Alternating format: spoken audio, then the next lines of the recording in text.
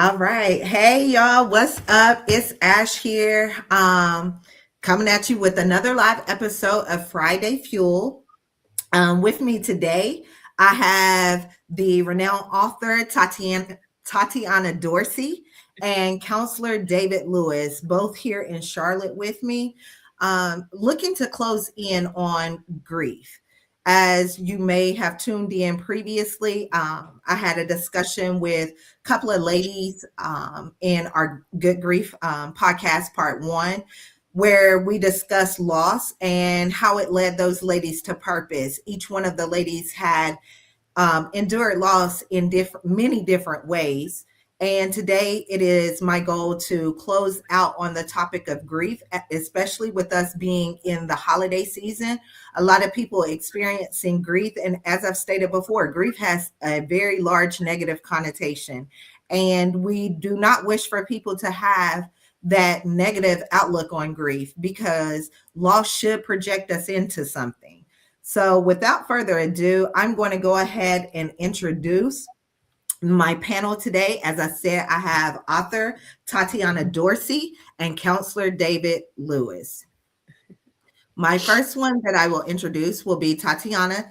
Tatiana Dorsey is a wife, mother, educator, and author whose work centers on reflective storytelling, exploring the intersections of faith, family, grief, and personal growth with both humor and honesty.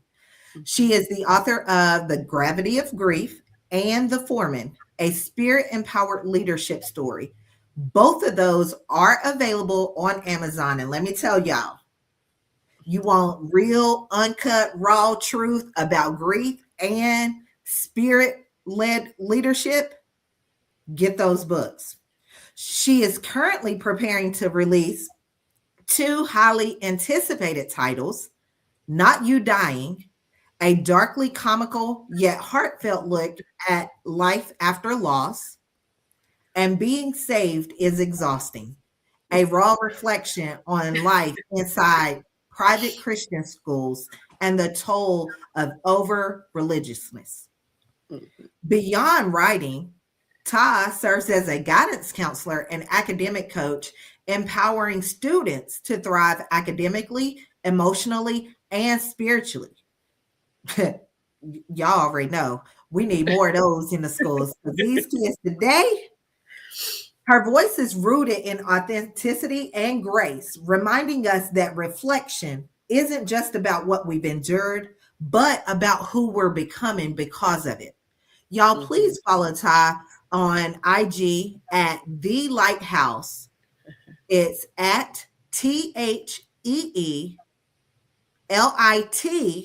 house. And I'm sorry, that's The Lit House. It's not The Lit House. I'm not sure why that was in the bio. It's actually This Little Yard of Mine. That is the IG. Yes. So we'll put that in the comments so that they can have the updated one. Okay, perfect. And also, guys, don't forget, we'll drop the link to get her books, The Gravity of Grief and The Foreman, in the chat as well. Thank you. Thank you, Todd, for joining me today. Thank you. Next up, we have our counselor, Mr. David Lewis. David Lewis brings over 18 years of dedicated experience working in the mental health field. Y'all, now you might wonder why I did not bring on a grief counselor, but I have someone who is experienced in mental health, and that is because grief affects our mental health. So why not address the whole body, the whole mind? This diverse background ranges from mobile crisis management, consultative services, managing residential group homes, partnering with DSS for youth at risk, and David's eclectic clinical approach can be attributed to his educational background, having earned his Bachelor of Music Performance from ECU, East Carolina University, in 2007, Master of Music in Orchestra, Horn Performance, 2011, and a Master of Science in Human Services with a concentration in clinical counseling from Post University in 2015. Welcome, David Lewis. Thank you for All having me. right. So guys, let's just dive into the conversation, okay? Mm-hmm. So I'm gonna start with you, Ty. Mm-hmm. Um, grief. What Mm-hmm. does grief mean to you? Whew. Grief to me, prior to experiencing grief as a mature adult, to me it meant sadness. Mhm. Initially it just meant that you were sad because you lost someone, like a family member or a friend or someone you was close to. But as I became older and I began to learn more, I began to learn about grief just in different levels. And with the unexpected death of my father, I realized that grief was so many things. It was mental, it was emotional, it was physical, it was spiritual. And so grief to me is something that can just embody your whole entire life.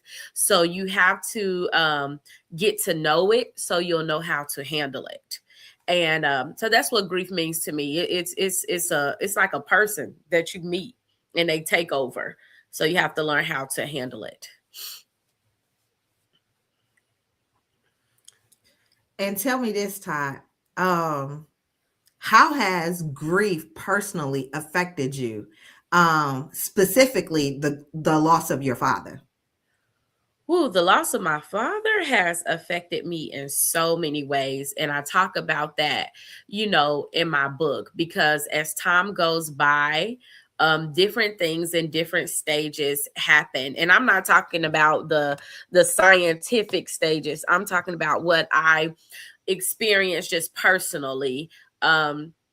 Grief affected me by it was like a smack in the face. Like reality hit me that people that we love and people that we care about and who we are close to can leave this world at any time and you would never know.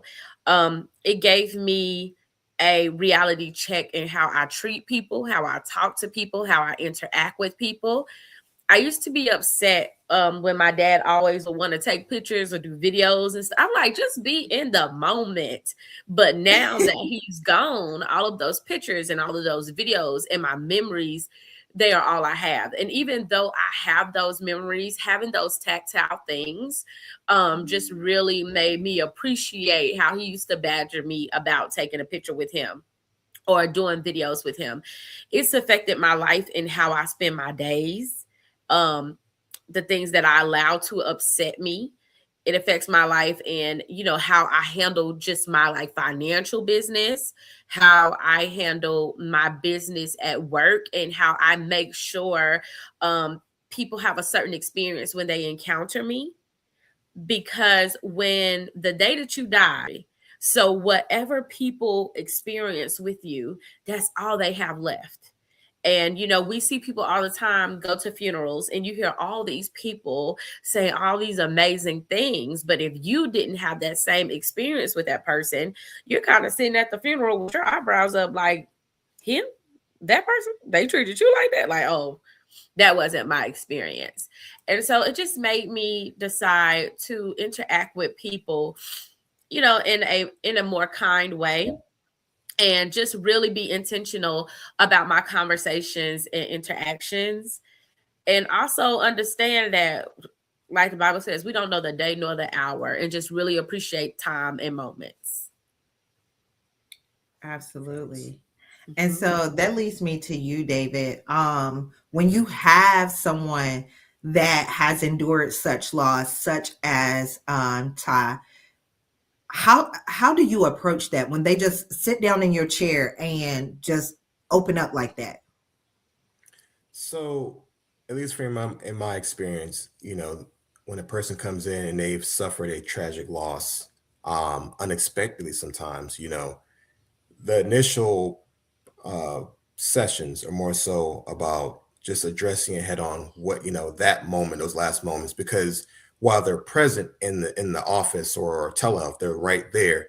Their mindset is on that last breath. Their mindset is on that last words or the last night they had together.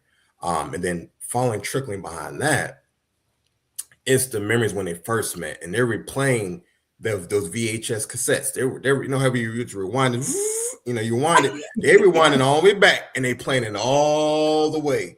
Yeah. And so that 10, 15, 20 of those relationships that they had is what they're replaying. And so, you know, my role, you know, in that is not so much to say, okay, so that happened, so what are we doing next? You know, it's honoring that, you know, and remembering that, you know, and maybe there's some things that weren't the greatest, you know, highlighting that. Maybe there were some things that maybe they weren't at their best, but remembering that they were human. You know, they were human too. They were a person. They had their own life and experience and feelings and dynamics. And it's okay to embrace all of them.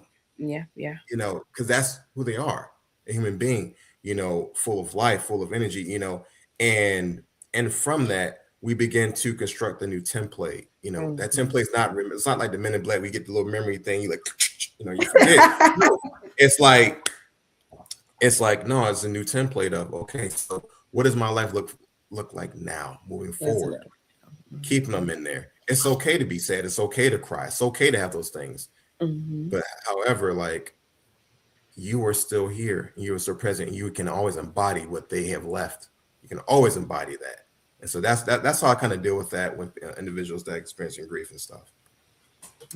And that's a perfect segue to a part of the book, The Gravity of Grief, where Ty references loss as their remains and their place of rest is a historical landmark. And baby, let me tell you, when we talked about that, she took me all the way out. Because, and I don't want to steal it. I need for her to tell the people how she explained it to me, because it took me all the way out. Yeah, because we don't look at it like that. Well, you know, someone had actually shared with me that they asked me, they were like, do you go and visit your father's grave? I said, yes, often. And so they were like, wow, you know, when you go and visit someone's grave, I was told that you're not supposed to do that because they're no longer there. You know, that their soul is not there, that it is just a body. So it's like visiting the grave is kind of like, you know, idol worship or something. They said something along those lines. And me being, you know, a history teacher in the past, I was just like, well, I don't think of it like that. And then I had another question, another person I was talking to, they was like, I don't think of it like that either. They was like, I think of it as history. And I was like, it definitely is history, because when we go to Washington, D.C. and we walk around and we go see Martin Luther King's, you know, thing that he has, and we see the president's things, we have all of these monuments that, you know, are honoring the history of people that has something to do with building something historical that we need to remember. Well, my father, you know, I'm his legacy. You know, he birthed me and he raised me and he instilled all of these things in me. And so his headstone and where he is buried, that is his historical landmark.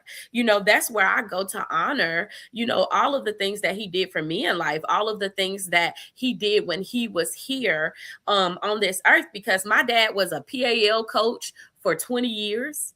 You know, and so he have, you know, hundreds of boys running around Charlotte, North Carolina that call him Coach Neely, you know, that thought of him as, you know, another dad. You know, my dad, he was in a motorcycle club. He rode motorcycles. He used to play on a softball team. You know, he worked so many places and he interacted with so many people that everybody had a story. How is that not history? You know, how are we not honoring, you know, what he left and the impact that he had? Just because it wasn't on a national level, you know, it was, you know, big enough for me to become the person that I am today. And I think that he was, you know, very proud of that. And so I'm just taken aback sometimes by people's perspectives, and I don't knock it, but I know I have to do what aligns with how I feel and what I know, and back it up with sound reasoning. And what I know is that spot where we lay him to rest honors all that he did. It has his full name. It has the date he came here. It has the date he left. And it has words that speak to the titles that he had while he was here on this earth walking around. So how is that different from Mount Rushmore? And and so that's why I was like, no, people need to make sure that they celebrate those things, because that is also your history. And I don't want us to disregard that or belittle that about anything, because if your grandma passes away and you have all of her recipes, how is that not history? So that's how I felt about it. I'm telling you, it was deep when she when she told me that. It was deep. It definitely, I mean, I love that analogy. I love that, I mean, um, I can share this with we're talking about grief. I experienced, I didn't experience grief until maybe about 3-ish years ago. It was my stepfather.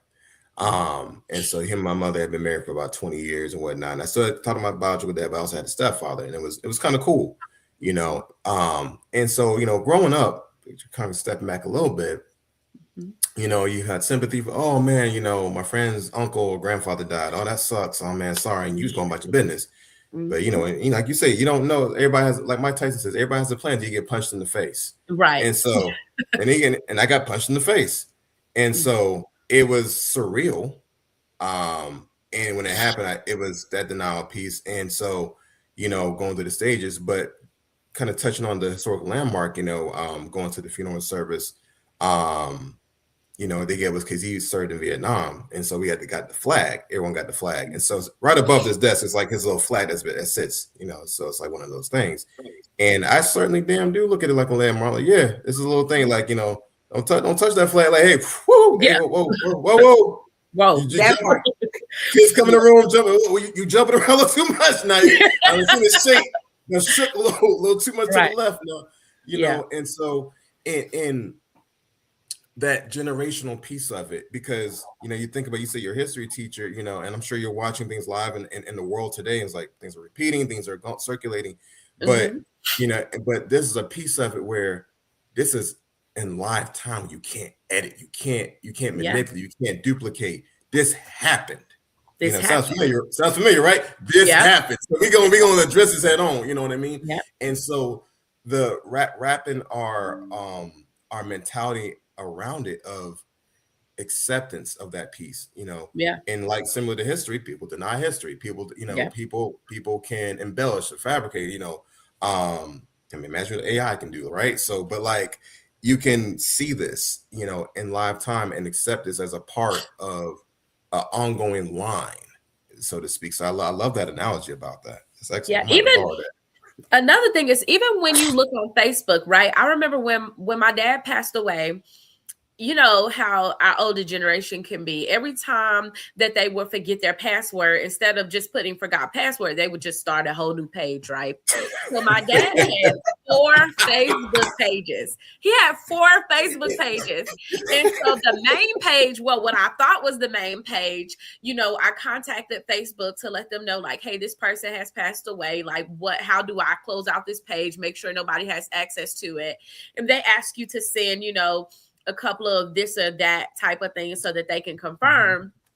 And I had to send it for every single page. But what Facebook does is, because they also realize that this feed that you've had, like, I've had Facebook since 2005 when I went to college, that part. And so because I've had Facebook since 2005, it's 2025. I have Facebook for 20 years.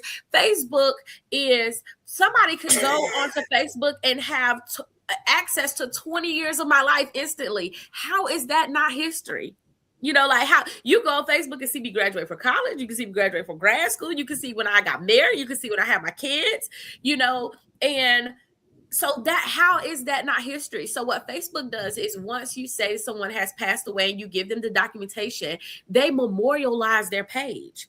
So that people, almost like visiting a virtual gravesite, people can come there and say, we miss you, we love you so much. Or when a memory comes up in somebody's pictures from 10, 15 years ago, and my dad is in it, they'll tag him because he's memorialized on Facebook. And it has been such a joy for me, because I have been able to go on there and see pictures that I never saw before. Because you ever are on your computer one day and what happened to to Kayla Johnson, and you go put that person's name in on Facebook because you just have a memory of them, and then you go and you're like, oh my God, they passed away, but then you get to see all these things that they did in that gap of time since you've known them and when they passed. And so I was like, this is so great because it's literally like, just this virtual headstone for this person. And so Wow. like we just have to start thinking of our lives as history. Like, we always talk about legacy, always talk about passing things on. But right now, every day, I'm making history. Absolutely. That's deep. And that's a nugget because I didn't know that Facebook actually memorializes the page. Mhm. That's a nugget, and I hope that our audience catches that. And for Mhm. those that have lost loved ones who were FaceTubers, Facebookers, every day of their life, make sure that you do that because that is something that you can hold on to without it being intruded on. Because if the page is still open, people, AI, anybody else can tap into that page. Yeah. Mm-hmm. So Yes. go ahead and close it out since they are no longer with us, and have that memory. Yep. So thank you for that. As you guys were talking, it brought me to another point. When David specifically was speaking about the flag, because for me, that was one of the pieces that made me angry. Mhm. When I lost my father, I didn't get his flag. I had absolutely nothing of my daddy, and I was a daddy's girl. Mhm. Um, but I did not get that flag, and I wanted that flag.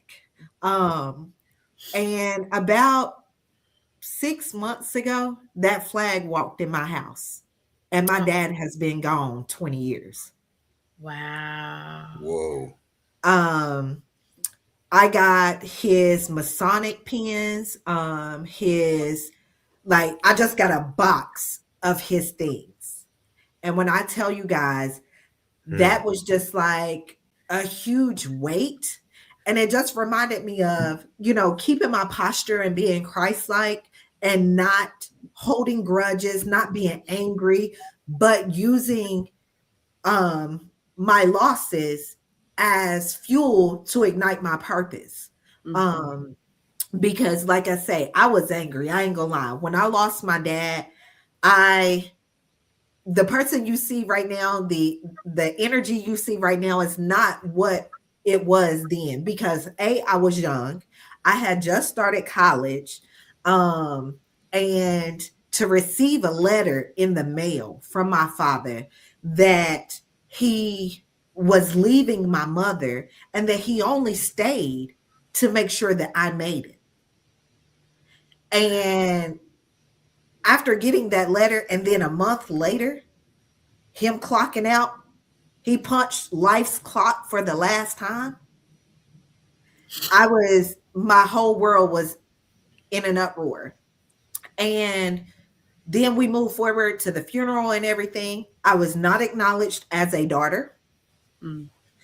I experienced church hurt Yeah.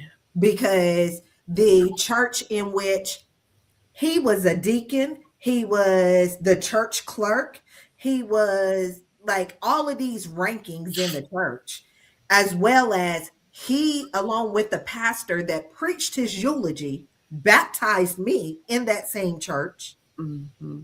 The pastor of that church who preached that eulogy did not even acknowledge me as a daughter. Regardless of what the obituary says, I was still not recognized. So Mm-hmm. then I experienced church hurt. Yeah. And so I'm real angry, but I move on. It took me a while, but eventually I moved on. And it brought me to another point in the book that resurfaced all of this, as well as, like I say, David talking about that flag because I was mad about that flag. I And now got you. I protect it with Yeah. everything. Uh, Hmm. but in the book, Ty states that the family and the friends surround you, their love both a comfort and an intrusion. Mm-hmm. And Mm-hmm. it's just like one thing that people always say when you're grieving or when you've lost someone is sorry for your loss. Things will get better. Mm-hmm. You don't know what I'm feeling over here. How about just offer some prayer and some condolences and keep it moving? And don't worry about their belongings until we at least get them in the ground. Yeah, I talk about That that. I talk yeah. about that very deeply in my book. Um, and to speak to what you said, sometimes when a person passes away and it's unexpectedly, legally because of the law of succession, there's somebody who is in charge no matter what they may have going on, no matter what type of relationship that they have. So like legally you may be in charge, or legally somebody else may be in charge, but you may feel like they're not honoring your position at the time, but it's in the midst of grief as well. And in my book, I talk about like the first 7 days of when you lose someone, how anything that anybody says to you, take it with a grain of salt and don't make any major decisions except the ones that you are making for the arrangements for the one who has left. Take those 7 days, because it's like literally this person passes away,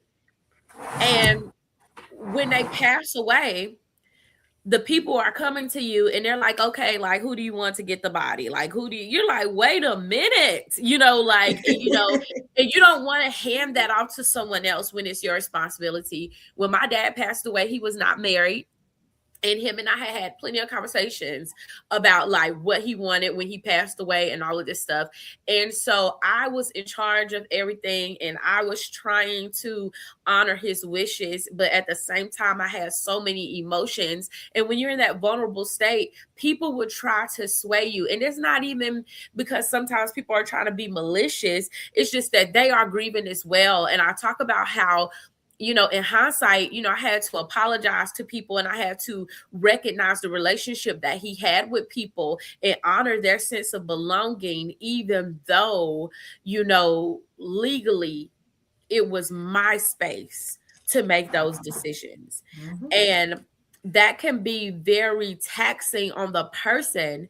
But I had to realize that my dad was not only mine, because but yeah, he's my dad. Yeah, I'm a daddy girl. And when he died, I took it so personal, so much so that I began to hoard him, because I was like, he is mine and he is only mine and he belongs to me and he was my daddy, and I had to really process through that, because he was also, Monty, Pat, and Janie's brother. You know what I'm saying? He was also, all of my cousins' uncle, and he was so many people's favorites. And I knew that subconsciously, but emotionally, I just was overwhelmed and full of the loss of my daddy, and so I think that we can develop these very harsh emotions, because to David's point, when he said people first come in and they sit on the couch, you are stuck in the loss. Like you're just sitting there at the loss. And you know, you're not ready to process that. I tried to rush into grief counseling like a couple of months after my dad passed away, and I was not Mhm. ready. I was not ready for it. I went in there and cried for a full hour. I couldn't even say nothing, like, because I was just A full waste of of your emotion. money. Yeah, I was just like, I am not ready. I done paid. They done gave me the book. I done watched the video. And I go in here and I'm just overwhelmed, with emotions. And I wasn't ready. And so I just think that, and I talk about that in my book, David. I talk about the process, both the processing that you go through before you can even get to sitting on somebody's couch. Exactly. And to touch on Ashley's point, both your point, these the flag or the box, you know, these items, these things, you know, take on manifest like a magical property almost. Yes, they It do. take on a powerful lock, you know. Yeah. And so, you know, for example, let's say your uncle's cologne or something, and when he passed, all of a sudden it's like it's gold. It is. And then, you know, and the hurt, you know, that Ashley mentioned, because everybody loves this person so much, but during that time we become, and I'll just be blunt, emotional idiots. We Yeah. become, we don't really think logically, rationally, and multiply that times the people immediate family. So if you Right. got a, so if you got a fractured kind of messed up family where you know, where no one's really communicating that someone passed, now the takeover spirit, well, guess what, 5 of us got the takeover spirit, so guess we about to be taking over this whole thing. And so we Right. rumbling, you know, and there's that piece of it. Who loved him or her the most? Who understood? You know, so to touch on answer your point, you know, there was a box of my stepfather's things that I never got, you know, and it was, and it'll drive you almost to a point of anger. It's a Yeah. different type of anger. Ain't like the anger at your job where you be like, man, I'm gonna cuss this person that same one. That's an anger like I'm gonna make a drive. I'm gonna pull up on you. Yeah. Like Yeah. I'm gonna drive across town. And it's a Yeah. different type of anger that I never experienced. And so when I hear, you know, finally counts, I'm like, oh yeah, I know what that is. Okay. Yeah, we don't Yeah. want to do that. We want Yeah. to stay right here, allegedly. Like you want to say, you know, and so you experience those sharp winds, those pains, Yeah. you know, and it comes suffocating because those items, those belongings, those, you know, memories, cherished memories, it is as though they're still there, they're still living, they're still breathing, and you touch it, and it has such a wave of emotion over you. And so you know, it's ever important, you know, everybody's not fortunate to get those things, everybody's not fortunate to, you know, have it, because it's almost like, yeah, there's a tombstone, there's a grave site, there's a memorial, but that physical piece, that item, you know, it's almost like an anchor. It keeps you Yeah. tethered, you know, to that, um you know, in our house, I'll share this, you know, I know we rolling here, but you know, right when my stepdad passed, my wife suffered a loss as well, her grandmother. So month, boom, boom. Mm. And yes, our household was not a happy house. I mean, we made Yeah. it with the kids, you know, but it was a, and there's also a different point in our marriage. Like that was probably the hardest period, the hardest year, honestly. And so we're literally like this and grieving, like in different, this, that, other, you know, it was a Mhm. unique moment in time, I'll say, you know, but better for it Yeah. now. Love you, baby. Love you, baby. We better for it now, you know, but Yeah. it was a moment. And so you know, for her, she has items in watching that, you know, but you know, to speak to that, just those physical properties, those items, you know, it does have such a major, you know, it can make people do some unique things, you know, say Yeah. not your best Yeah. version of yourself. I like the way you said unique things. Yeah. Some unique alternate Yeah. choices, you know. Yeah. And I'm telling you, and then and when somebody passes away and you're the person that's in charge of handling that, you are literally closing out their life.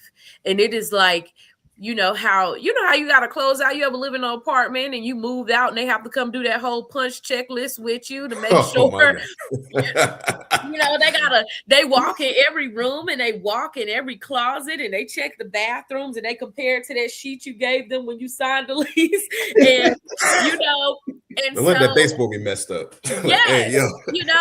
and so you like, hold on, let me see that sheet because that spot been there since moving day, and so it's like that when somebody passes away. Like you literally have this checklist of things, and in the midst of your grief, you have to close out their life like it's a bank account. It's Hmm. it's a lot because when you get that death certificate, like Mm. that's that last. Oh, excuse me, that's the last four. Bless you. Mhm. But you need that Bless you. death certificate. Thank you, because it's your permission to close out their life. Just like when you get that license, it's your permission to get on the road and Mhm. drive. That death certificate is the permission to open the door to their life and start going to every room and cleaning out every single thing. And I just remember that process. And I remember finding out so many things. Like, I remember one really hard thing that I had is, you know, when somebody passes away and you have something in their name, and as I'm closing out my dad's life, I'm finding out he done did favors for people and they got stuff in his name. And I'm like, oh well, but at the same time, I'm in manager mode, like I'm in manager mode. And so I'm like, okay, I gotta close this out. I have to close this out. I have to close this out. But the emotional side of that, I couldn't even wrap my head around, because like you said, we do some unique things. Just out of the process of grief.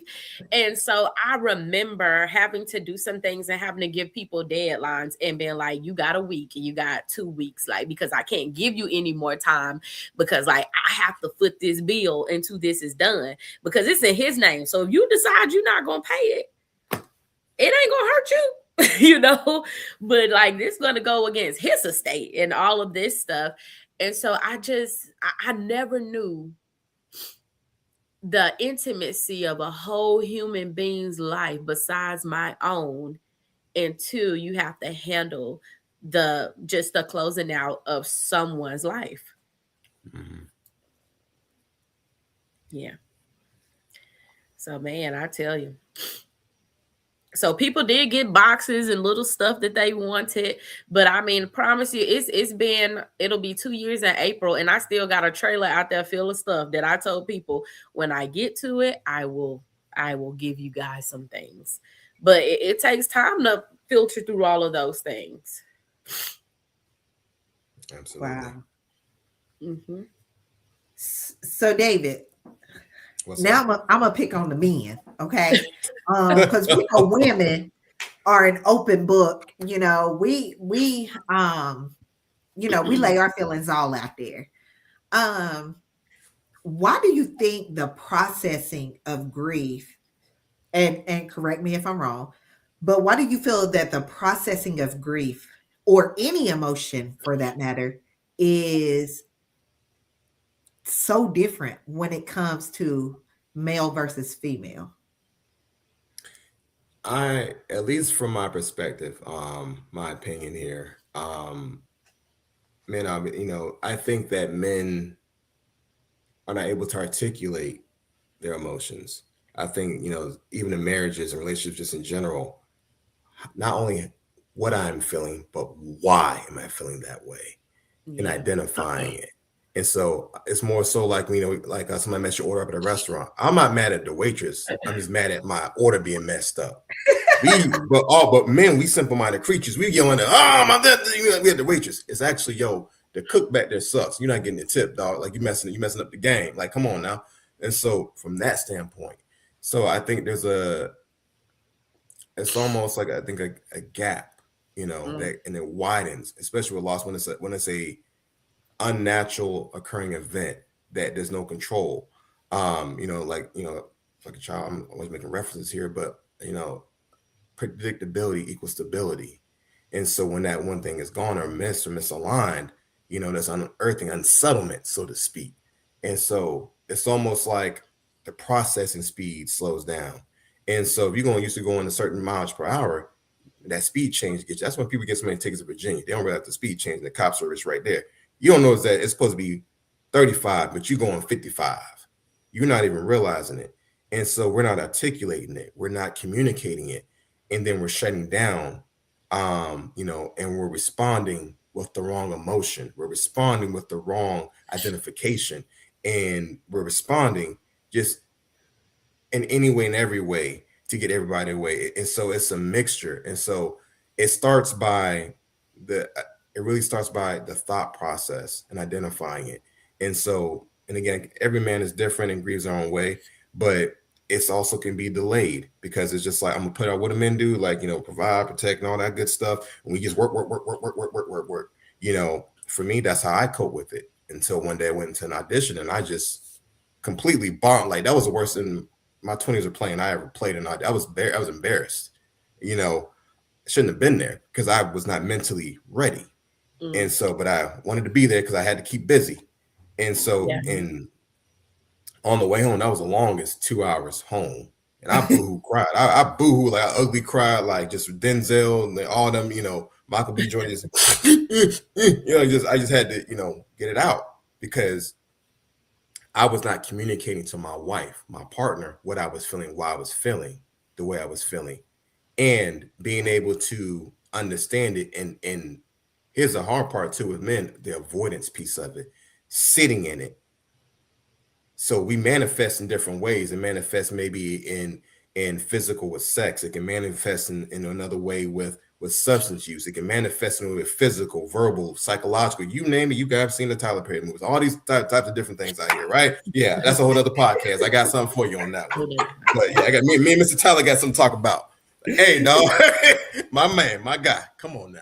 But no, but we manifest in so many different ways, and it becomes quote our personal medicine when it's actually intoxicating us to dullness with that. So I mean that's my 2 cents on it with it, but it starts there. And how do you feel like that we get past it? Because I feel like I say, for women, it is so easy for us to seek help and move past it. But as a man, like, how do you, like, what would you suggest to the man who is grieving? Having that safe space, and I know that's, and I think, and for me as a therapist now, like hearing that word safe space. I create my closet, my bathroom, sitting on the toilet, doom scrolling is a safe space. It's all a safe space. But the mental safe space, the emotional safe space, creating that. And so, those that are married, those that are in friendships and families and whatnot, it starts by, I'm for me in therapy, I'm the type of therapist, I'm like, let's lean into that. It's push and pull in time to kind of, we might need to back up a little bit, but sitting in it and accepting it and letting it be for what it is. It's not good. It's not bad. Removing the moral judgment. It's not good. It's not bad. It just is. And once you remove that moral judgment piece of it, then you begin to process, and that's all we need. Yeah. I just need to process one thing, and so we focus on, the negative cognitions of it. I don't want to feel it, or if I stop moving, then I feel I can't breathe. Yeah, you can still breathe. It just doesn't feel good right now. Yeah. But can tomorrow feel a little bit better? Can tomorrow be a little bit better than what it was yesterday? And focusing on that, taking one step at a time. And that's where they get that, metaphor, so to speak, one of many uses of it. But, allowing yourself to hurt, allowing yourself to be upset, and acknowledging for what it is, get to that place. Then it begins the process of identification and process of beginning to heal. But like you said, the trailer piece of it, I'm not ready that. I wasn't ready last Monday. I'm probably not going to be ready this Monday, probably not on Christmas, but I'll holler at you. We'll get there, but let me be. Let me be, like, let me rock. I mean, well, I think like you said, people don't know how much stuff people have. Think about your house, your wife, your kid, all the stuff y'all have in that house. Emptying out a whole house ain't easy. You got to throw that stuff somewhere until you can get to it. I mean, well, that's just like, we got one of the ladies in the comment is actually my Aunt Vanessa. She says, it's been a year for my brother and I'm just going through his papers and shredding stuff. It's hard. I still got things and family members I don't want to get rid of. And let me tell y'all, when she been saying for years that she was moving back to our hometown, and we like, okay, yeah, whatever, you're not going. Listen, he passed away December 5th of last year. She moved back home to West Virginia in his house. Wow. I'm not doing that. I'm not doing that. He gone, I'm gone. Like, I'm not doing that. I don't see how she was able to do that. And like, because every corner that you turn, you're reminded of that person. But, I do realize that with some people, hitting the trauma or the grief or whatever it is head on and actually being in that space helps you to heal. But it's just like, girl, see how you do that? No. And like, even when I hear people say they want to be cremated, and I had a best friend that used to always say, she want, or her dad used to tell us, he said, when I die, y'all cremate me and put me on the mantle. I need to keep my eyes on y'all. It's like, who? You're not sitting in my house looking at me. And, now for me, I actually have a different outlook because, of course, he's no longer with us either. COVID took him out. And it's just like, I have a different look on that as well because, when I was growing up, I'm thinking some spirit about to just come and tap me on my shoulder if I got your ashes sitting in this house. Yeah. But it's so different now. And even with our Uncle Rick, the house that my Aunt Vanessa is now living in, I watched a video on his 1-year anniversary where they took his ashes and spread them on his porch. And I'm just like, oh my God. So now when I walk on that porch, I'm about to be walking on there.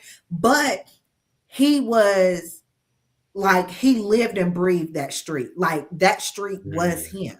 And so it's just like, he has no other place but to be there. And so I get it. Them honoring him by spreading his ashes there. But I was just like, Lord Jesus, give me strength to walk across that porch when I go back home. But it's just like, at least I know I'll be able to, or I'll feel like I feel him because he's there. But growing up, I ain't want to be around nobody's ashes. No. No. So going into another point, when we think of grief, and especially when we're trying to have a heart posture of Christ, and like I say, with me experiencing church hurt.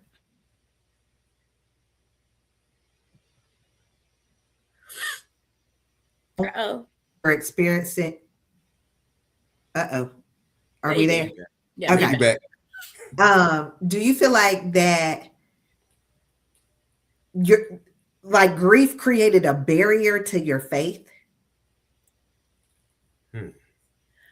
I don't think grief created a barrier to my faith because I think when I was in my later 20s, I realized that church hurt comes from the people, not the God. And so once I realized that, I was able to separate the pain of attending church or my pain with certain people who I coupled with church from who God is and who I actually serve. So when I experience, the death of my father, I always understood, like everybody says, to be absent from the body means to be present with the Lord, right? So I always understood that. And I just took people out of my relationship with God, like my relationship with God is between me and him and nobody else is included, and once I separated everybody from my relationship with God, they were no longer in that circle. They always talk about how you have these, degrees, these circles, and you have these inner layers and who's on them. That first layer, that's just me and God. That core is just me and God, and then that second one is, me and my husband, because home is my first ministry. And then so once I did that, it had nothing, church hurt had nothing to do with what I experienced in my faith walk because they were not one and the same. And so you have to treat your church hurt relationship with people the same way you treat when you fall out with a friend or you fall out with the family member. You have to remember the humanness of people, the humanity. And you have to understand that people are operating only from places where they learn to mimic the behavior that was done to them.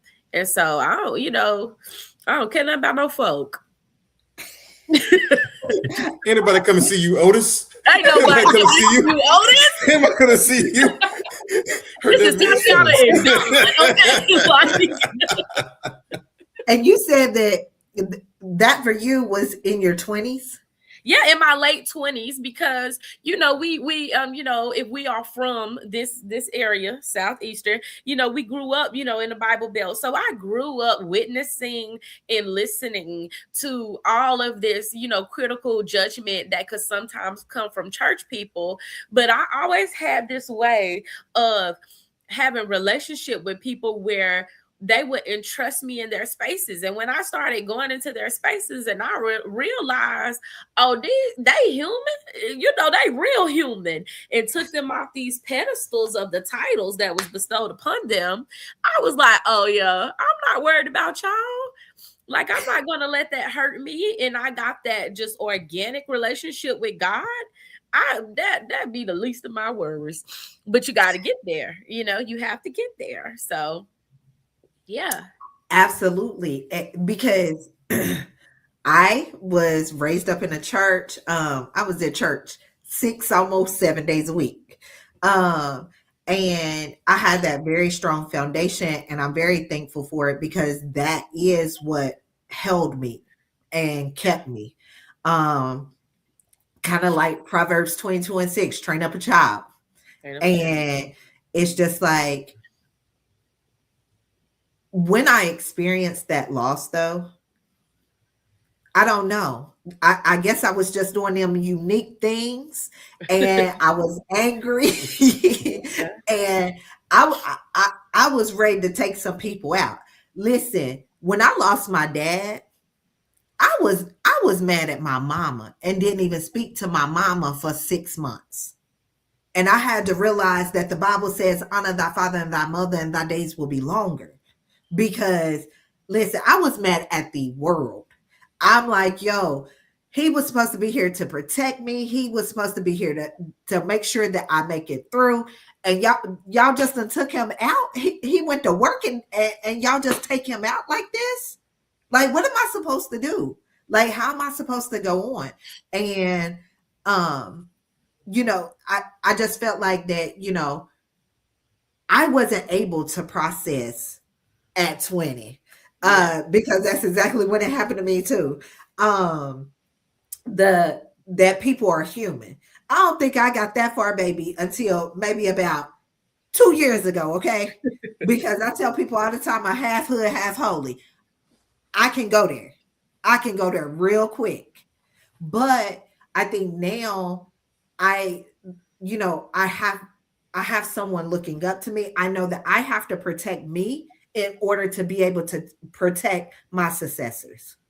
And it's just like, you can't be out here acting like that, Ashley. You got to get it together, just like your daddy and your mama did. They held it together. You got to hold it together. So the reason that I asked that question, did it create a barrier to your faith, is because, like, did you just feel like that you were just let down and like God didn't protect you? I think because I was older, I didn't feel like that. I think that because I was older, I understood that death happens. I think that the barrier that grief created for me was more so trying to keep it at bay and not letting it be oppressive. Because at the time I lost my father, I was pregnant.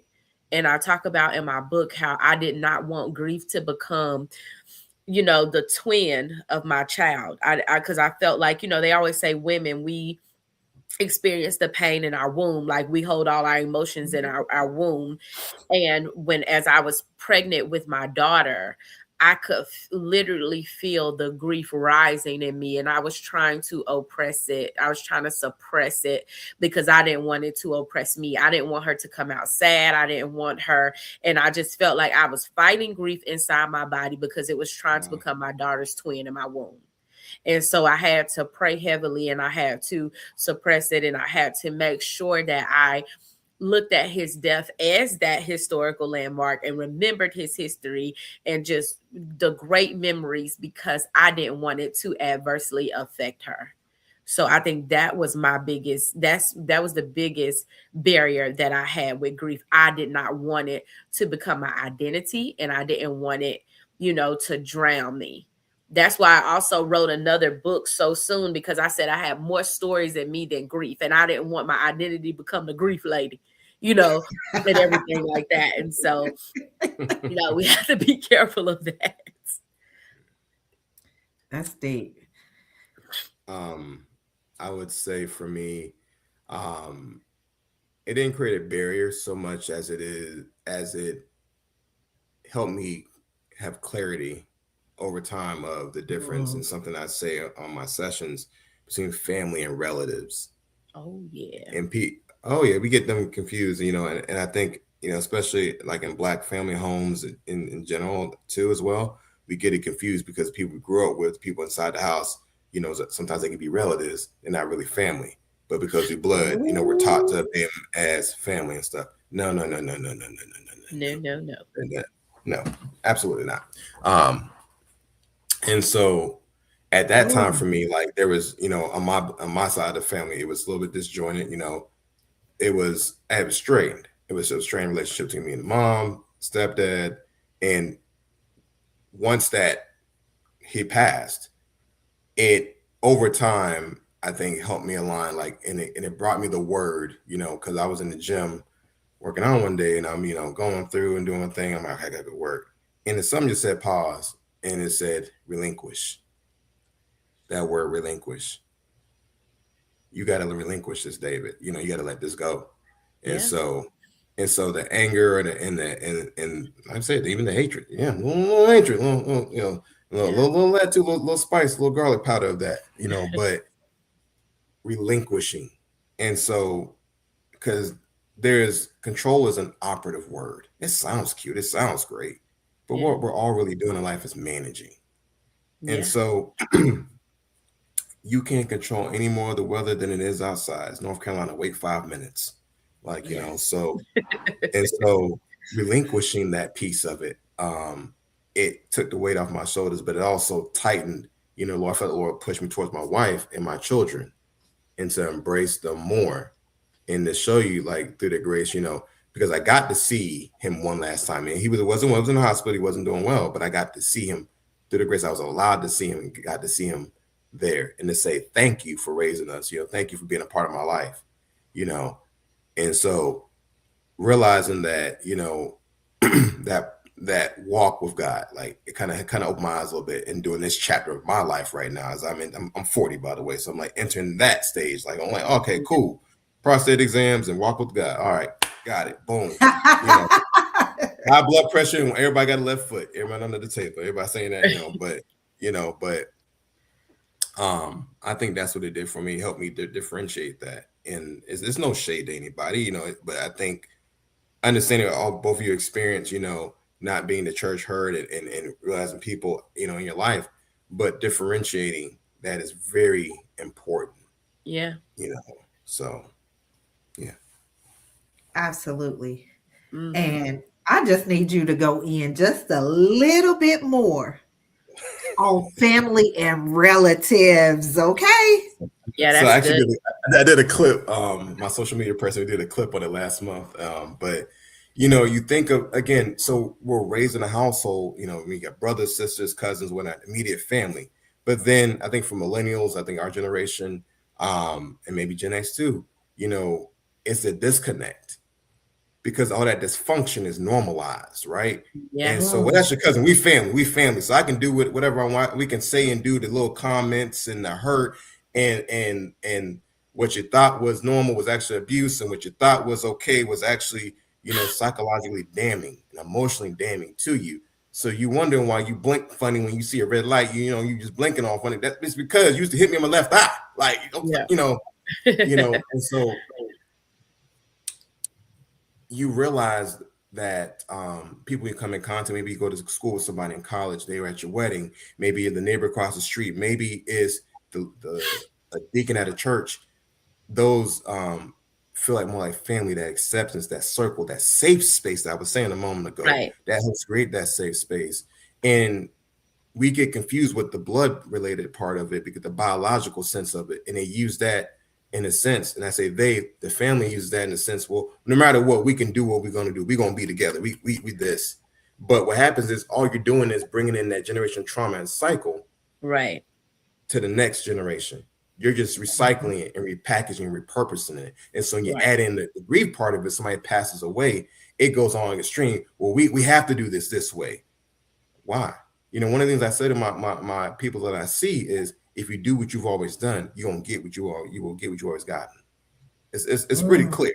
There's no mystery in Clear. that. It's pretty clear. And so it's kind of funny or ironic. You mentioned in this podcast, the purpose and being intentional. And the number one, I tell everybody, the first session I say to every single person I see, be intentional with your purpose and be purposeful with your intention. It's literally on my little chalkboard there in my office. And so due to grief, you have to find that purpose, but not being married to the previous purpose, because you can have multi-purpose. Multi-purpose is a word, people. So we hear. And so you can have different purposes at different times that activate upon the season, upon the channel, upon the condition, upon anything of that, right? And so when that happens, you feel like, okay, I lost my purpose. I'm directionless. I'm aimless. I don't have no goals. No. Yes, you do. Yes, you do. That's what you did yesterday. What are you doing today? There's so much more. And I always tell people, we have so much to offer. We have so much more to give and provide, stepping outside of ourselves, stepping outside of that isolation piece of it. And so when you hear that, but we family, but this and that don't mean nothing. That's nothing but a word on a family tree on 23andme.com or whatever it is, where you can do your little blood test and you see, I'm related to you. Cool. Bet. All right, I catch you. But you're a relative. Relatives are distant. Relatives are the people you see in Ohio and you drive to Florida to go see. The relatives are far. You close. That third day, you're ready to go back. It's just it's touch and go. Yeah. That family is that nucleus that you embody and you have. So that's what I mean when I say family and relatives. And you can always point it out. You can tell them a mile away. Yeah. Really hold $5. Relative. Like Yeah. you can you can sniff it. You can sense it. You can feel it. So. I know a practice that I always implement, and I started this probably like 6 or 7 years ago, right? Because I am, a person who believes in faith and who believes in the word.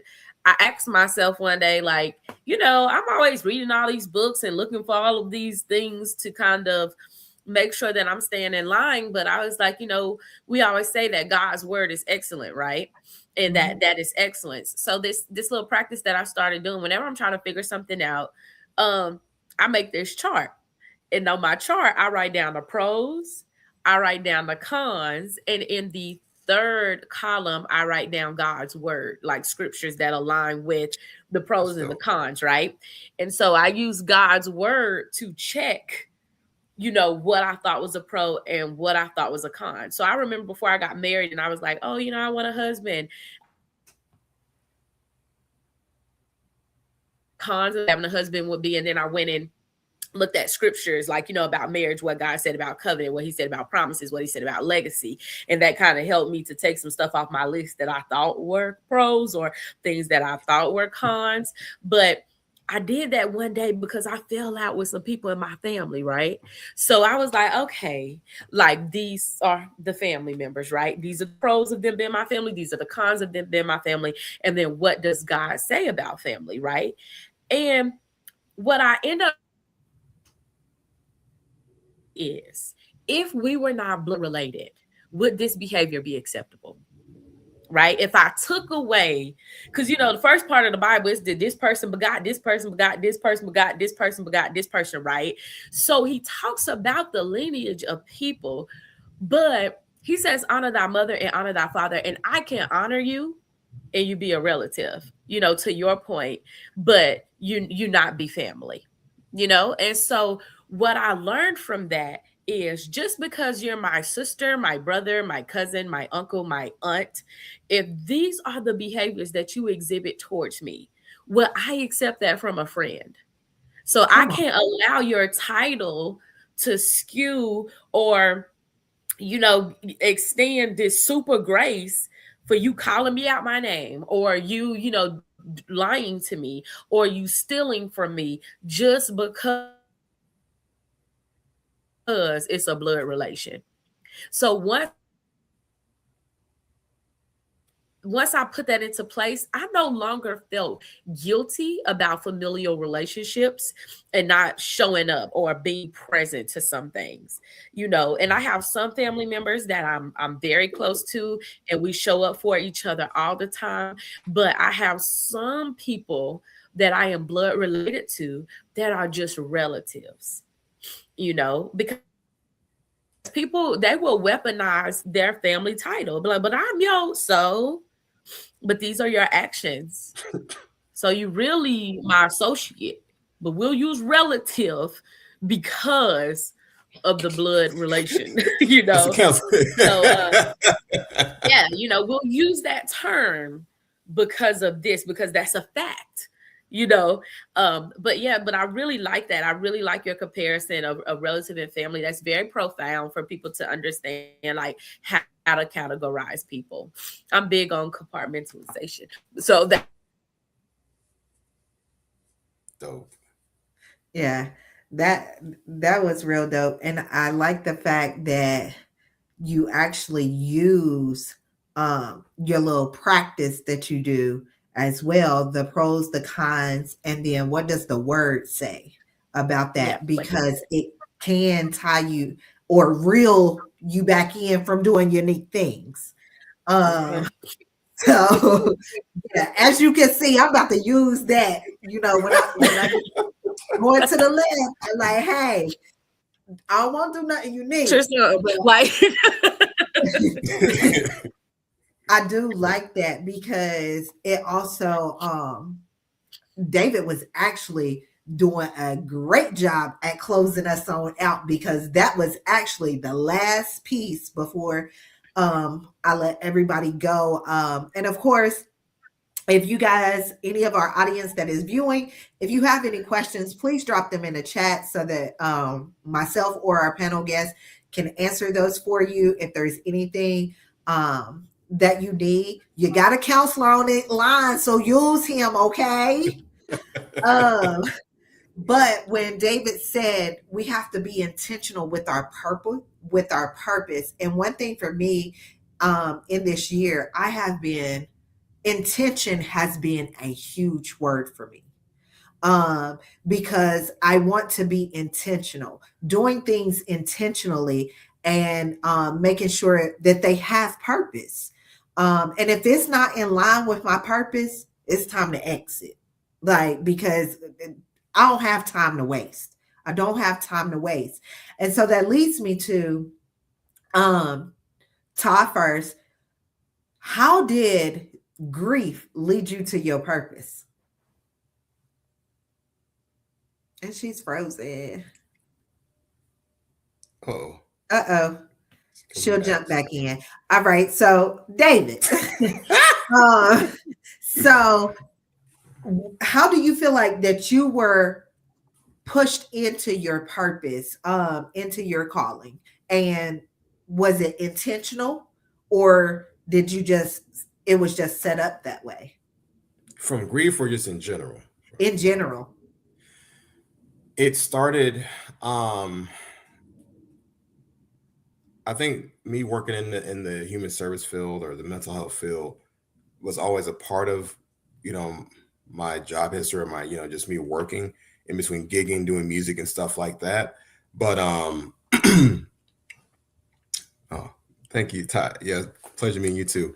But I believe that as time grew, I would outgrow. It's almost like outgrowing a pair of shoes. And then what's the next chapter? And I got to a point where it's like I really enjoy meeting new people, and breaking down what is going on, and then helping them reconstruct in a way that makes sense for them. And so that led me into wanting to get a counseling degree, going back to school a third time. Fun times there, but then the journey of getting the licensure piece of it, and it taught me the bandwidth and wherewithal of having the patience and the drive. If you really want this, what are you willing to do to go get it? How bad do you want this? And so it allowed me to that purpose. And I didn't know, honestly, I'll be honest with you, 10 years ago when I got that degree, even though I know I had that master's for account to get in the licensure process, I never saw myself owning a business. I never saw myself owning, like, I just didn't visualize that. And Mhm. so over that next 10 years, step by step, it began to manifest. And so by the time I got the provisional license, and then I joined my first practice, and I'm working, I'm like, oh, I can do this. And so it took a life of its own. And you're seeing people grow and change and evolve over the course. I've had some folks that I've had the privilege of, providing support to, for the past year, and watching them use, like I said, use the words you're using, and diagnosing their issue. And I'm just sitting there, I'm like, oh, you got it. All right, you good? All right, bet. But it's been a process, and it's still evolving. I'm still growing. Even now, there's 2026. I have other ideas and plans I want to implement and introduce, and get out there to the masses. So I think that purpose started from, you know 2006, 7 ish. Like, what am I gonna do? I like working with people, and it started right there, and it just evolved from there. That's good. That's good. And I'm also going to share the page where people can also contact Intentional Minds in the chat as well.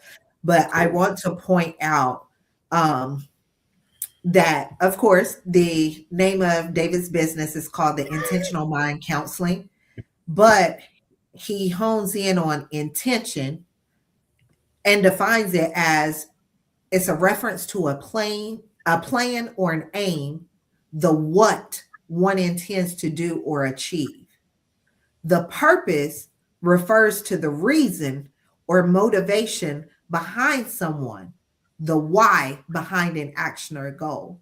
So once again, being intentional of the purpose on your life. What is it and why is it that it needs to be done? And making sure that we walk in it. Absolutely. So Todd, you have froze up and I stepped know. out on us.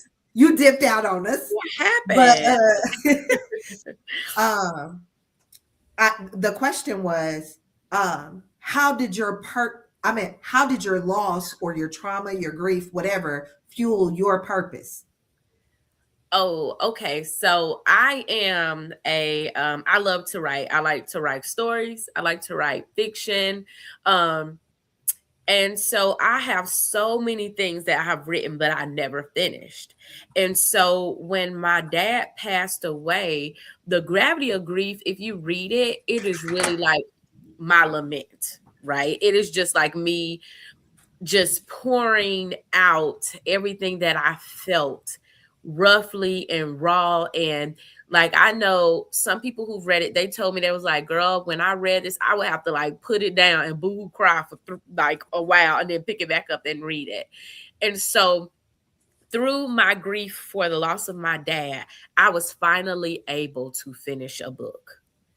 And I was just like, wow, it showed me that when I go all the way through a process, that there is a reward on the other side. So just like I don't mind confrontation because I can get to the other side of it, I don't mind grief because I can get to the other side of it. And so I think Exactly. my purpose is to, let people know that whatever we are going through, we can get to the other side of it. And just like having them understand that there's a season for everything. I'm not a therapist. I don't, act to be. My book, The Gravity of Grief, is not a substitution to therapy, because me myself went to therapy every 2 years on Tuesday at 1:15, like clockwork, and it gave me the tools and everything that I need. My background is in organizational leadership. So I went to therapy to get order. And once I got a framework, I was like, okay, like, let's go. Like, let's keep going. Let's go. Let's do this thing. So grief showed me that processing is okay. Just like how our life comes to an end, friendships come to an end, car batteries die, like leases end. Just everything has a expected end, and we just have to understand that and know that it's happening and it's going to happen. I was at a funeral today prior to this podcast, and I told them, grief is not something that we like, but it's something that we're going to experience again and again and again. And so Mhm. I'm so thankful that I have a handle on it and know what to expect and know that there's a other side. Absolutely.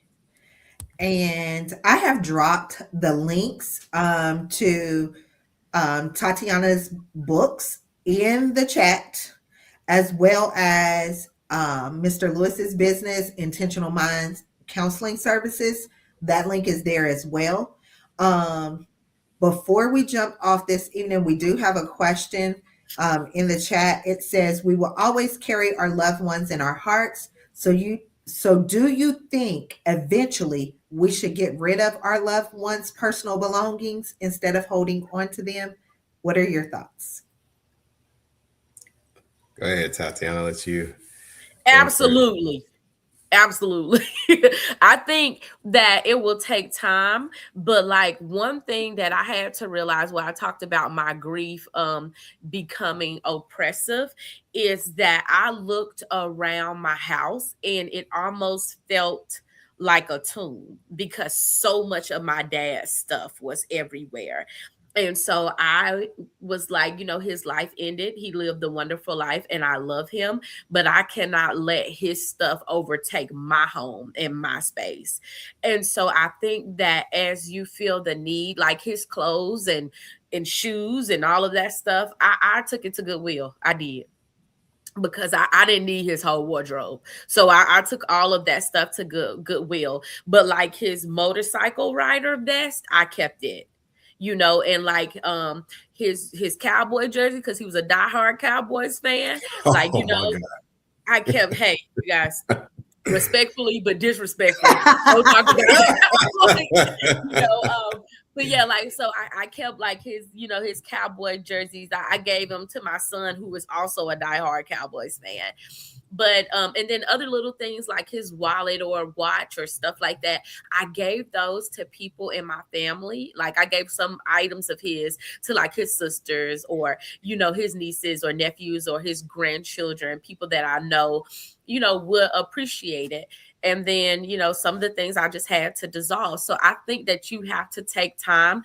But in my book, I talk about sentimental and practical things, and what can get in the sentimental lane and what can get in the practical lane. And what you want to do is you want to be practical, but take your time to be sentimental. That's That it. was well said. I Thank mean, you. only thing I'll add, You need to read is my book, David. Like apparently I got a lot of books to read, man. I've I been, yeah, know. that Lord. Um, but I definitely think Miss Wilkerson down there, do what makes sense for you, keep what makes sense, and it kind of goes off what Tatiana said, practical. Um, that has that value to you, that has that sentimental something like, that makes sense, but you don't want to encase yourself in that emotional tomb. You don't want to encase yourself in that cognitive fog and that emotional incongruency. You want to be able to differentiate, is this causing more, incongruent, thinking and false alignment, or is this going to help me propel and move forward, step by step? There's nothing wrong with keeping, a book or a ring or anything. But like Tatiana said, we got the whole house and it's just almost like a museum, basically, a mausoleum of some sort. Then we gotta really think about that. We gotta process, but taking your time and taking that walk bit by bit. And again, it's not meant to be done in a day. There's Mhm. no emotional rush, emotional decision that I need to do this all today. You know, should I have to? No. What do you need? Listening to your body and I tell everybody this: listen to your body. Your body is a great GPS system. It's better than Chat GPT. It's better than all these things. It's better than all that. Listen to your body. It's going to tell you what you need and when you need to do it. You know what I mean? So I would advise you, listen what your body tells you. Thank you. Thank you. And I swear we getting off of here, y'all, but y'all just keep taking me down another lane. So I got one more question. So Fire. one of the things that we always say, everybody doesn't grieve the same. Mm-hmm. Grief takes different, is on a different timeline for different people, right? Mm-hmm. It's not one-to-one for everybody. How does one know when they are overcoming grief? I mean, it's not a one-to-one. It's not a measured. Yeah, I do agree. That's a great way of saying it's not a one-to-one.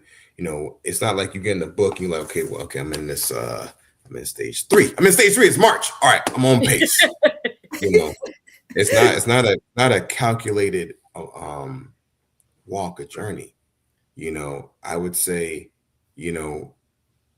zooming out and understanding your place in the bigger picture, stepping back and looking at where am I, not where I'm going, but where am I headed to? Like, and so sometimes the journey may change. Sometimes that person that you like, that we're grieving was your road, was your buddy that held the map. Okay, I gotta reroute. I gotta refigure this out. And so along the way, you may meet somebody that's not going to maybe be everything that they were, but you appreciate them for where they are and who you are. And so I think as you strengthen and you lengthen, you spend less time looking back in the rearview mirror, but instead looking forward. So that's how you can measure that. Yeah. Yeah. I definitely, agree with that. And I also think that there's no timeline, because I think that you will get to the other side of grief, but you will never be finished with grief, because you will always know that person, or you will always recognize that loss. So, I know people who lost their parents 20 years ago, 15 years ago, but a smell, a song, you know, um, a road, like a holiday or something can bring a memory, and they may drop a tear like it happened yesterday. And I think that we have to honor those moments, because I do. I know sometimes without me even knowing, I'll be driving down Sugar Creek, and before I know it, I done bust a right into gas. And I'm like, yeah, let me go see my daddy. And I'll just stop by for a minute, and I may play some Tucker because he loved Tucker, and I may play a song right there, and then I'm done with it, and then I'm gone, and I'm going on about my day. So I think we will always honor those moments that we have a grief. So I don't think it's something for us to get over or put a period on. I think it's something for us to add a comma behind, and just understand what it is, and this is how I feel. That's good. That's good. That is good. All right. So, if we have no more questions, I'm just going to go ahead and drop my final thoughts surrounding grief. As we all know, and you guys are free to jump in at any time, just to give some final thoughts, because I would like for you, from both of your perspectives, to do so as well. But this time of year is always hard. It is always hard for whatever reason. The holidays brings up a lot of memories, and especially for those who have lost a loved one right at the holidays. Ty, you know that all too well, as you attended your aunt's funeral today. I just want everybody to know that, grief is not something that it should take over us. And as I always reference grief, I reference it is grief is love without a home. When you lay your foundations and secure your blessings, you give it a home, right? I think it's important for us to understand that grief is in that same manner. Grief is love. If you express it, then you're really not sorrowful. You We've all been blessed with many life lessons, and through those lessons, we learn to move on or to do something. It may be showing others love in another way, honoring someone differently than we honored the last person, whatever the case may be. But as long as we express it and we honor those that we have lost, we really don't have time to weep. You can really find meaning in grief. It's natural and necessary to process it, and we can indeed honor the loved ones, but we have to identify that pain and turn it into purpose and move forward. It is important that we honor those that we have lost, not weep over them because they wouldn't want us to do that. Take whatever it was that we had of them and turn it into something purposeful for our lives. Grief is not just an emotional response to sorrow. It is a true testament of the impact that someone left on your life and the love that you share between one another. Start building your foundations and give your grief a home. That would be my final thought. Y'all can give your final thought. Oh, yeah. Ooh, Dog. that was good. I concur. Thank you to both of you guys for allowing me to be on this panel with you today. David, thank you for your insight and, and just sharing, your knowledge with us. You said some really great things and some things that I'm really going to, think about myself as I'm still in the midst of my grief journey. Ashley, thank you for just holding this space. Uh-oh. The devil is a lie. Yeah, and what we've been doing. I really appreciate it very much.